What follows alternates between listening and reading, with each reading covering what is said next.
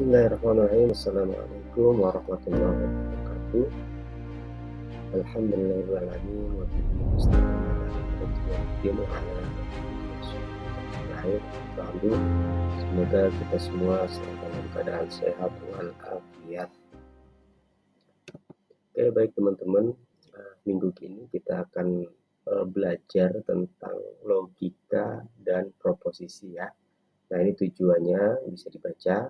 Kemudian capaian pembelajaran mata kuliahnya apa saja, kemudian sub capaian pembelajaran mata kuliahnya apa, dan tentunya di sini indikator yang saya gunakan tentang menjelaskan proposisi dari beberapa kalimat dan menjelaskan proposisi dari kalimat tertentu. Oke, nah sekarang kita coba pahami apa sih sebenarnya logika itu. Ya tentunya sehari-hari kita juga sering mendengar atau melontarkan kata-kata logika itu ya. Logika itu ini loh, logika ini itu loh gitu ya. Nah, di sini secara teori ya dijelaskan oleh Aristoteles bahwa logika itu adalah ilmu berpikir ilmiah katanya gitu ya. Nah, kemudian menurut Puspo Projo ya, bahwa logika itu sebagai kecakapan untuk berpikir tepat. Nah, logika ini merupakan dasar dari semua penalaran, dan penalaran yang didasarkan pada hubungan antara proposisi atau pernyataan.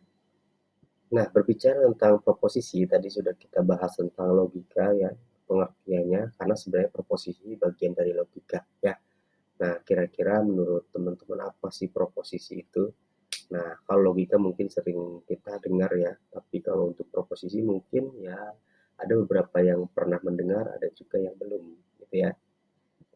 Nah, kita lihat di sini bahwa eh, proposisi itu merupakan kalimat deklaratif ya, yang bisa bernilai benar atau bernilai salah, tapi tidak keduanya. Ingat ya, tidak keduanya. Jadi harus benar atau salah.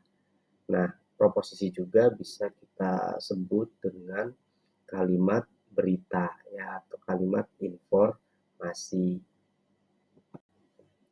Nah, di sini kita bisa lihat ya contohnya dari proposisi dan bukan proposisi. Ya, di sini kita lihat ada 13 adalah bilangan ganjil. Nah, ini jelas ya, ini kalimat deklaratif atau berita. Kemudian yang kedua, 1 ditambah 1 itu sama dengan 2. Ini juga sama. Ini merupakan kalimat deklaratif atau informasi. Nah, sedangkan yang ketiga ini istilah gelas tersebut dengan air. Nah, ini kan berita. Kemudian kenapa kalian ngantuk? Nah, ini pertanyaan. Jadi bukan merupakan proposisi. Nah, selanjutnya kita lihat nih notasi dari suatu proposisi. Nah, notasinya ini bisa ditulis dengan huruf-huruf kecil ya, bisa P, Q, R, S, T, U, V, dan lain sebagainya, gitu ya. Nah, sedangkan di sini nilai kebenaran itu kita bisa bagi menjadi dua bagian, yakni kebenaran faktual dan kebenaran logis ya. Nah, kita coba lihat. Nah, teman-teman, di sini kita lihat nilai kebenaran itu sendiri yang tadi sudah dijelaskan, yakni kebenaran faktual dan kebenaran logis. Nah, kebenaran faktual ini adalah kebenaran yang sangat tentatif ya, bergantung dari kapan kita menyebutkannya. Ya, contohnya misalnya hari ini hari Senin bisa bernilai benar, bisa bernilai salah sesuai dengan pengucapannya. Kemudian yang kedua, kebenaran logis ini adalah kebenaran yang sudah pasti benar. Bisa ada 7 hari dalam seminggu, 2 tambah 2 sama dengan 4 ya. Nah, oke, baik. Jadi kita sudah membahas apa itu logika, apa itu proposisi, kemudian notasinya apa, juga ada nilai kebenaran. Nah, selanjutnya kita akan membahas tentang perangkai dasar dan tabel kebenaran. Nah, di sini ada lingkaran, konjungsi, disjungsi, implikasi, dan biimplikasi. Ya, jadi nanti teman-teman silahkan belajar atau baca dulu ya, minimal baca terkait dengan 5 pembahasan kita minggu depan.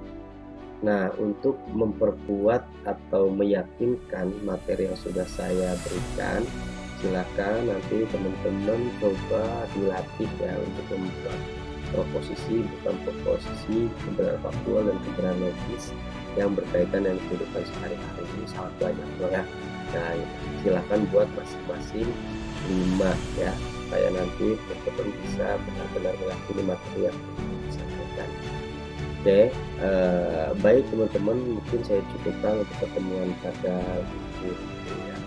Kurang lebihnya mohon maaf. Bila itu tidak, Assalamualaikum warahmatullahi wabarakatuh.